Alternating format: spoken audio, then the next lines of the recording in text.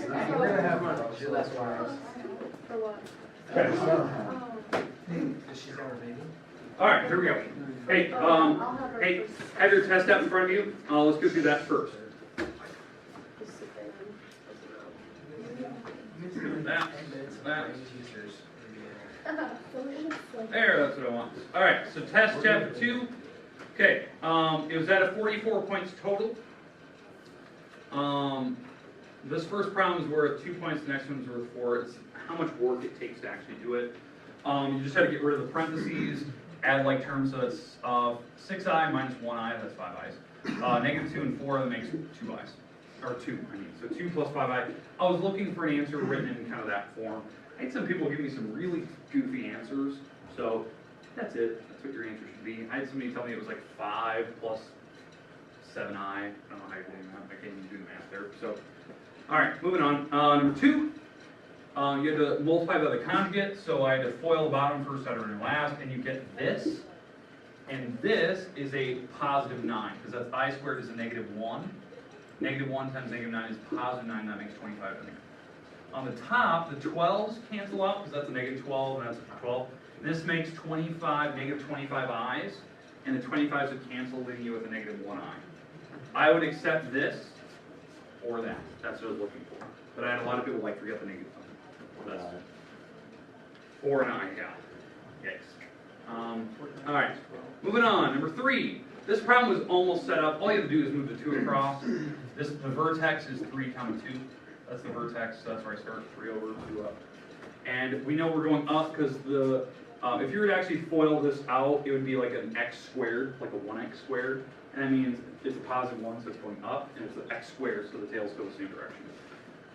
And then all you have to do is figure out x-intercept. So x-intercept is when I put a 0 here, and then I solve. Well, if I put a 0 here and I take the square root, that's the square root of a negative, it's automatically like no solution.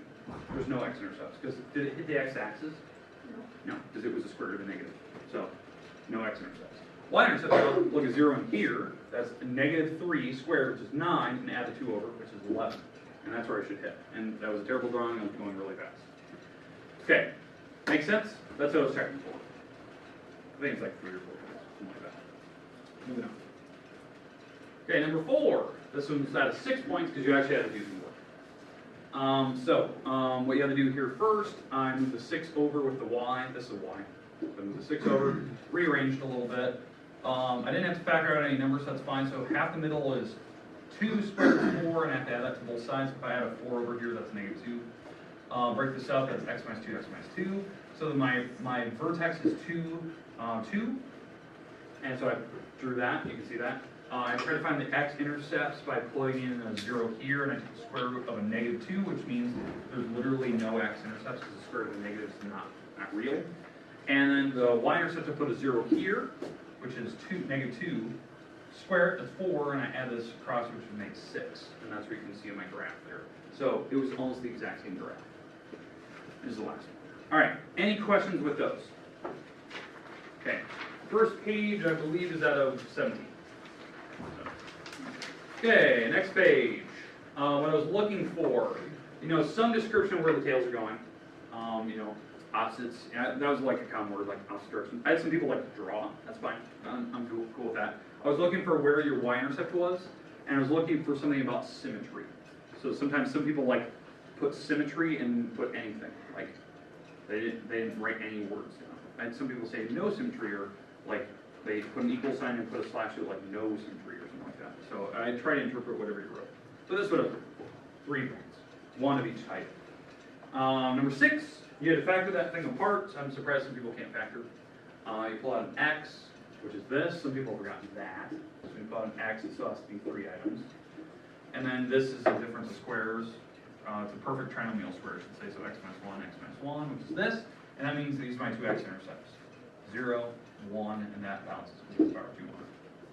That's what I was looking for. I was looking for like a 0 and a 1. That's what I was looking for. Okay, moving on.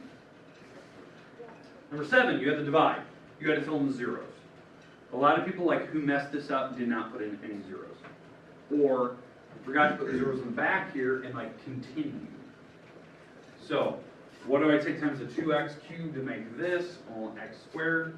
and I put it over here. So x squared times this mess is a 2x to the 5th, 0x, 0, and a 2x, or an x squared, I mean. Subtracting straight down, so I get 0 there, I get a 2, and I get a negative 8. So now what do I have to take times this to make a negative 8? Well, it's a negative 2x, or negative 4x, sorry, negative 4x to make an 8. So negative 4x times this is that, 4 times that, 4, and then 4, and then I subtract all of them straight across, which would make these, and I drop down to 0 last, and I try to take this item times basically 1 to make all these, and I subtracted, and you can see where all of my things are coming from. And this is my remainder. That's what I was left with. A lot of people, like, they forgot the 4 there, or they forgot to drop down the zeros. Like, they just crossed out and said, here's my remainder. A lot of people just put this.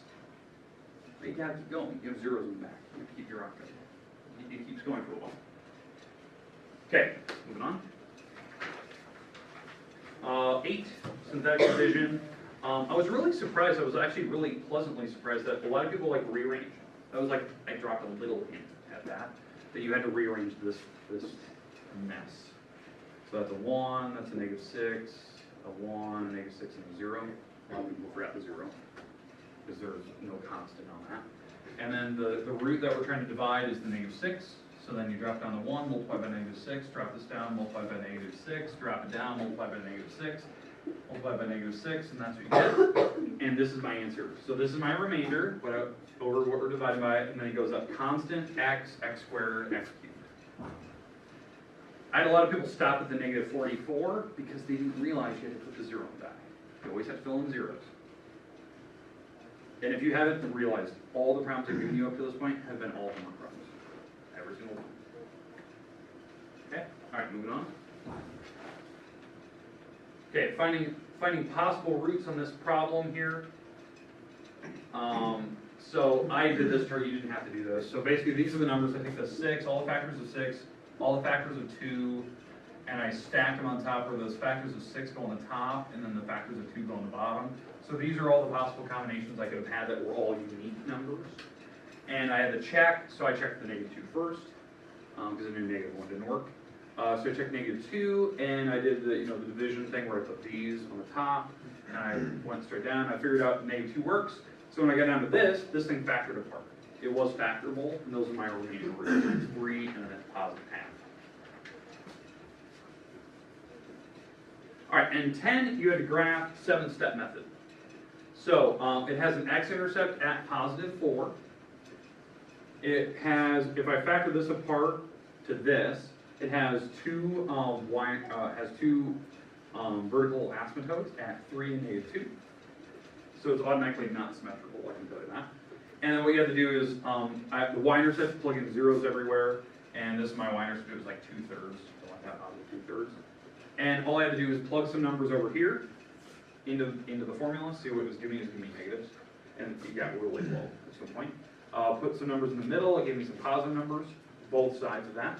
And then I put in some positive numbers over here, and they were all negatives, except for this part, but it was really close to 0. So that's what the graph looked like, and by the way, it's a homework problem, like we've done before. I think it was like number 79 or something out of the book. We did that one for one day. Okay, all right, questions. Okay, I'm gonna walk around and collect. So, those are mine, you can get to keep these, that's the way I might If you want to retake, you don't need to tell me, just show up in the morning, go through the problems you missed.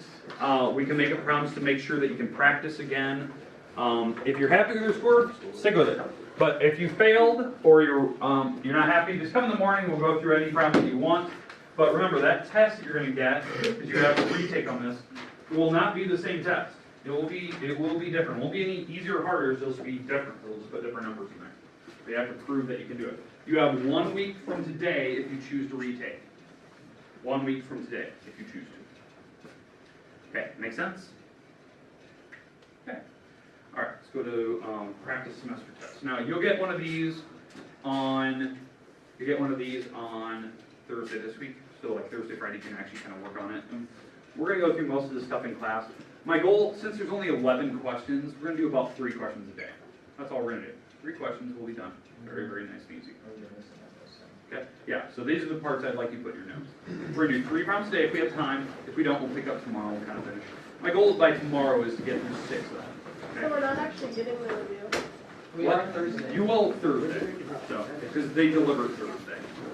Thursday. I was hoping they'd deliver earlier than that, they deliver. You can't print it out? I'm not gonna print off like a Thursday. Oh, yeah. So, I have a limit. So I'll just give it out Thursday and you can work on it in class. So, no worries. You have the notes, so you'll know how to do them anyway. So, no worries. I'm picking up. All right, so goal today is to go through the first 3. Now, basically, this problem is from the prerequisite chapter, who is testing your law of exponents.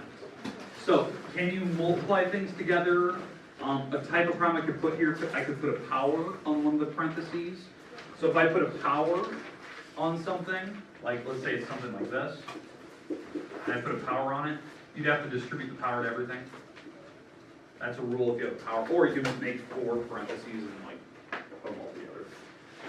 You could do that. This one is pretty basic. How this works, you just multiply the numbers out front. So what's -9 times -2? Negative 18. Positive 18, right? Positive.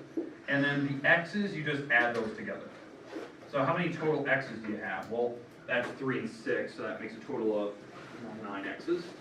And how many y's are there? That's 1 and that's a 4. So that's what, 5 y's? That's how you do that problem. When you multiply variables together, you actually add the letters.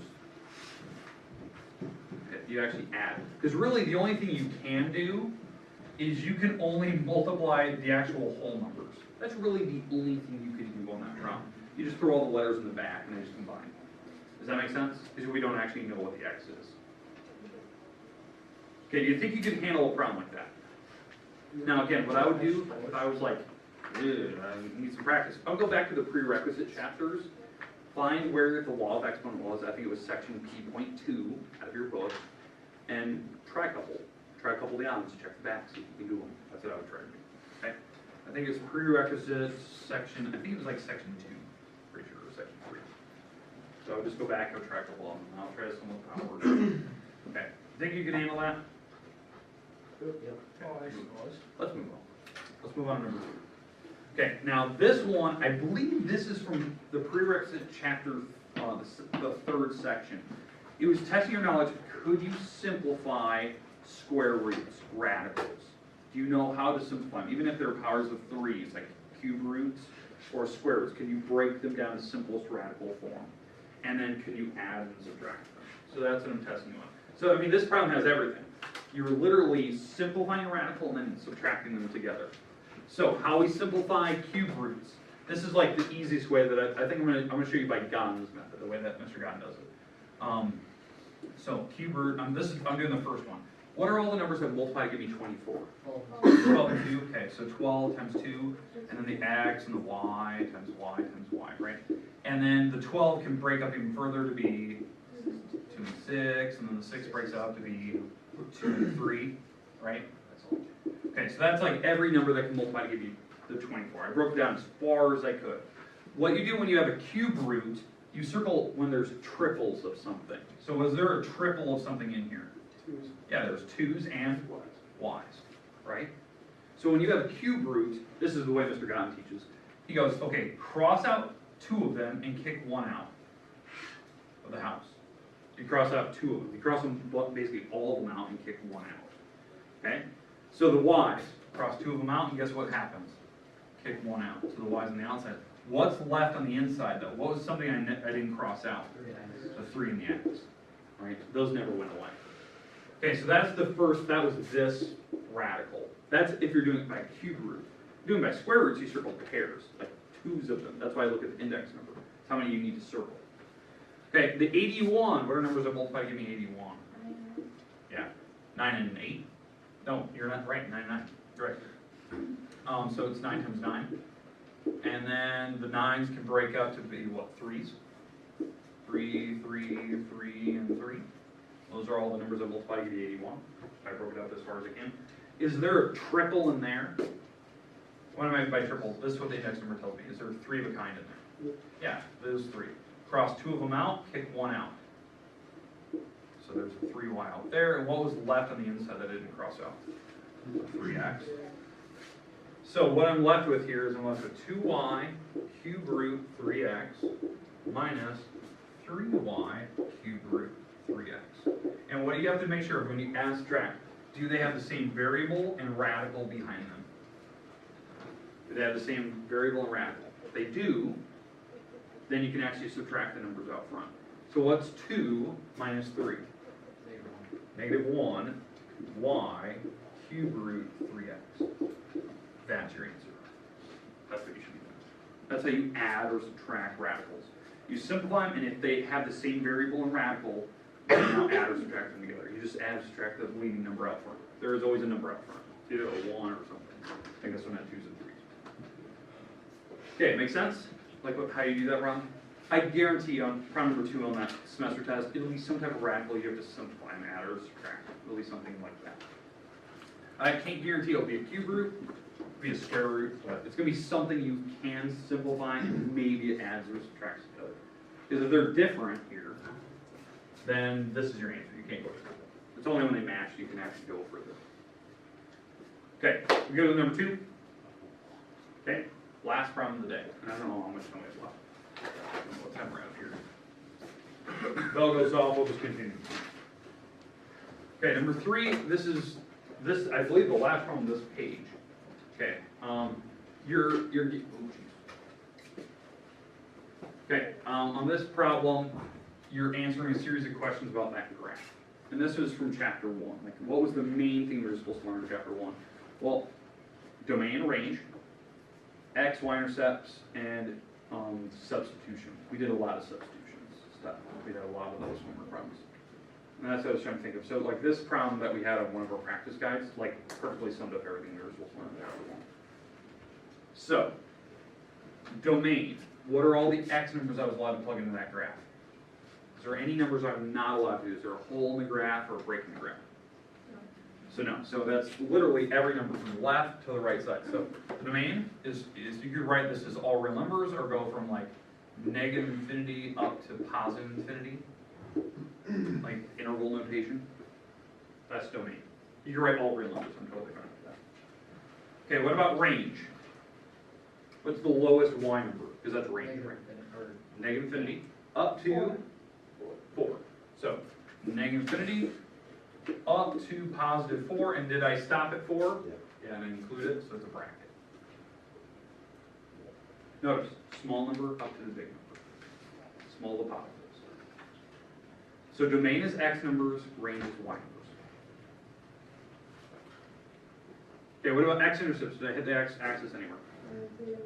Negative 3 and positive 1. Notice how I wrote that. Did I put a comma between them? No, because that looks like a coordinate and you'd get it wrong.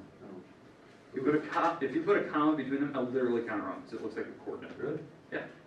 Because it looked like you're writing negative 3 comma 1, which is not an X-intercept. So you got to put the word and in between it. What about Y-intercepts? Did I hit the Y-axis anywhere? 3. Positive 3. Okay, that's fine.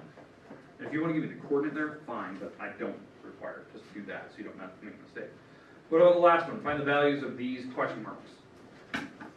So, find the values of the question marks. What is f of negative 2?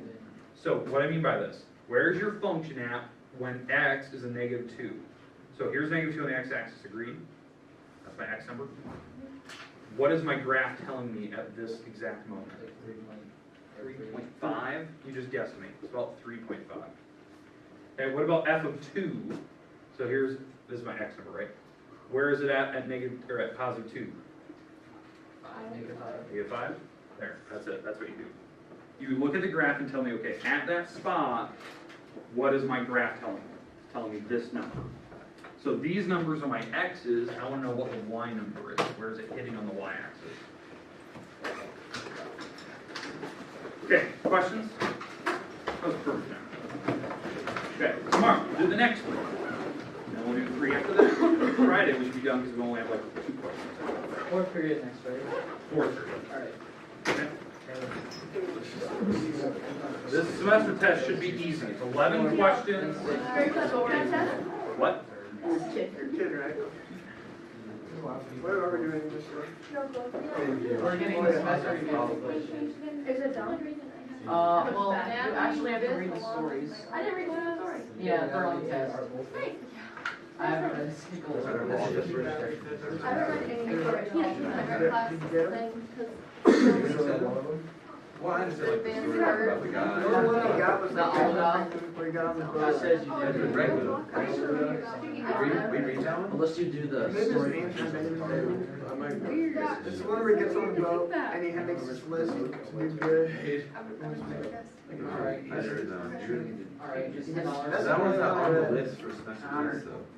Like, she sent us that, you know, everything with everything on it, like, you have 24 hours. You'll be fine. I honestly. I didn't read that shit. I read it. But he doesn't want to risk it. I'll That's the only one I read. That's because I had to get up really early for basketball. Yeah. Okay, hey, when is our semester testing here? I still have mine. Monday, Tuesday. Hey, just to let you know, I always forget to tell people this. Sitting right next to I don't myself. care if you're gone or sick Thursday, Friday this week. You still take that semester test Monday, Tuesday. That's the rule. I don't move that semester test. You take it that day. Dave Keenan, Anthony Myring, and Dalton Kelly, please come to the office.